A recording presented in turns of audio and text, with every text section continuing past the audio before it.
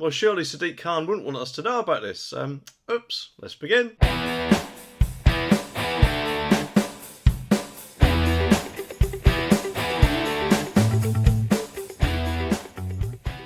Well, the Mayor's office, you know, the one that should be a beacon of integrity, is apparently on a mission to prioritise the green agenda over, reality. Because, you know, who needs these pesky facts when you can have a perfectly created narrative that conveniently ignores the truth? And let's, of course, not forget the public, shall we? I mean, why worry about those people who are drowning in the cost of living crisis when we can charge them a mere £12.50 a day for the privilege of driving their own cars? I mean, who cares if people have to choose between the groceries and ULEZ fees? It's all part of the fun, isn't it? Well, sorry, Sadiq Khan, but it's not, and this is out of order. They tried to put ULEZ as the star of the show, the hero we didn't know we needed, reducing nitrogen oxide by a whopping 3%. Yes, that's right, 3%.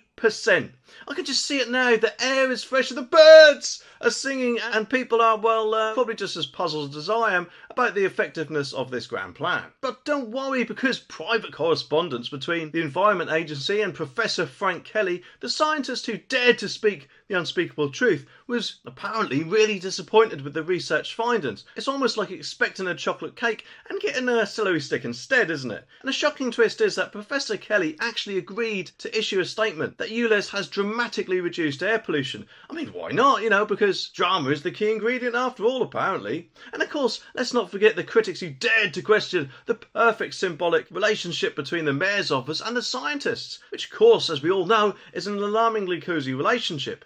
In my opinion, though, the Mayor's office should be honest with the public. It seems like they're putting their green agenda well above everything else, doesn't it? No matter how much it may be needlessly costing the public. But anyway, the article says that a row is raging after London Mayor Sadiq Khan's office apparently tried to silence scientists over its ultra-low emission zone having little pollution impact. Private correspondence between his environmental deputy, Shirley Prodigy, I hope I pronounced that right, and Professor Frank Kelly revealed she was really disappointed over the research findings. ULEZ, which we all know costs £12.50 a day, if people's vehicles do not meet emission standards, will be extended to cover all of London next week. But an Imperial College study found its initial introduction in 2019 cut nitrogen oxide by less than 3%. However, Professor Kelly agreed to issue a statement, helped of course by Miss Rodriguez, said that ULEZ had dramatically helped to reduce air pollution. College has told the Sunday Telegraph that they stand by their work 100%, but critics warns of an alarmingly close relationship between Mr Khan's office and the scientists. Peter Fortune, a Tory member of the Greater London Assembly, called it unacceptable, and I personally agree with him. Mr Khan's spokesperson said it was normal and proper to work with experts to ensure policies are effective as possible. Well, gather round because it's another riveting episode of Asylum Seeker Showdown, Soft Rules edition this time.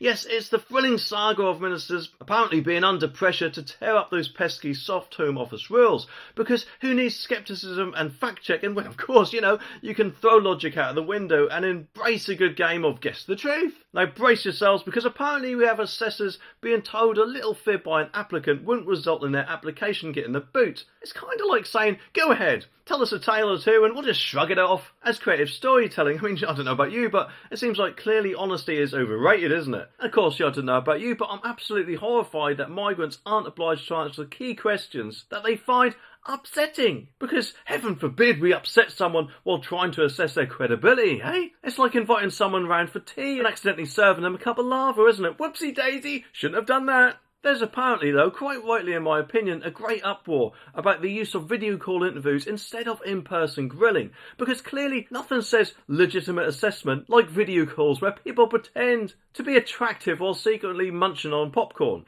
And let's face it, nothing's more effective than judging someone's truthfulness through pixelated screens, isn't it? And just when you thought it couldn't get any better at all, ex-Cabinet Minister David Davis claims that the caseworkers should be deeply sceptical. Well, yeah, obviously, they should be, and they should remember that not everyone illegally crossing the channel from the safe country of France, presumably, you know, with slippery fingers, as you know, I've often heard that they accidentally drop their phones and ID documents into the sea. Well, not every one of them is escaping war. And if you think about it, if they're coming from a safe country, there's surely none of them. And you know, of course, correct me if I'm wrong, but surely lying is not what a person who is genuine would do. And if they are found to be lying, then they should have their application cancelled on the spot, in my opinion, because the safety of the public should be paramount. I just think that officials sometimes forget about that. But anyway, the article says that ministers are under pressure to rip up soft Home Office rules, which at the minute apparently are ordering staff not to be sceptical about asylum seekers' claims. Assessors are also told to let a lie that claimants should not mean their application is booted out. Some Tory MPs rounded on the government over guidance stating that migrants are not obliged to answer questions that they find upsetting. There is also concern over the use of video call interviews rather than face-to-face grillings by assessors. Ex-Cabinet Minister David Davis said that the caseworkers should be deeply sceptical and be on the lookout for fraud and abuse, and I personally agree with him. An extra 700 caseworkers are being recruited, bringing the total to 2,500 in a bid to clear the backlog of, wait for it, 170,000 claims. Guidance tells the officials to use non-threatening body language, such as keeping arms uncrossed and smiling when deemed appropriate.